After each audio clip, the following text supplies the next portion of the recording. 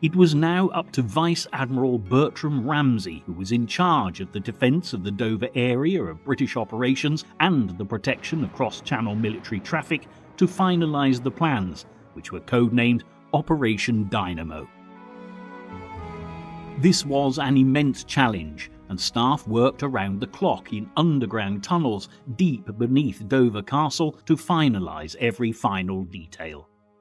By May the 26th, the operation was ready to be launched, and the vast fleet set off across the Channel towards France.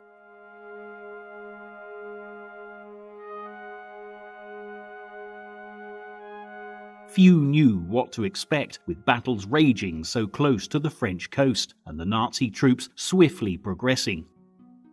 But when they finally arrived within sight of Dunkirk, the crews manning the ships found to their amazement that Guderian's forces were nowhere to be seen.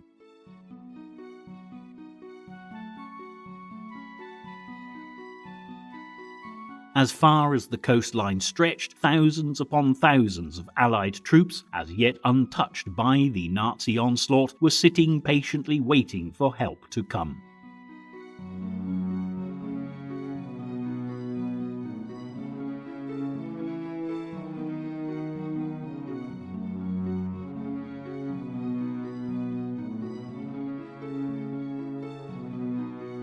Considering the incredible success of the Germans' blitzkrieg sweep across France, it seemed incredible that the tanks of the panzer divisions had not reached this part of the coastline.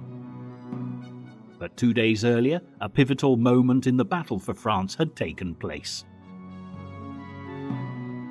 Quite extraordinarily it was Adolf Hitler himself who'd intervened in the fate of the thousands of Allied soldiers, and his actions undoubtedly resulted in so many of them escaping.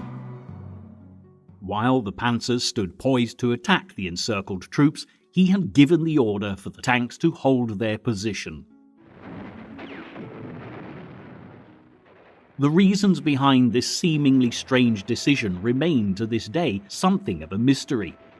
But we do know that Göring had told the Führer that his Luftwaffe alone could prevent an evacuation, while Rundstedt had warned Hitler that further panzer activity would result in an extended repair period, jeopardizing the second stage in the Battle of France and the plans to seize Paris.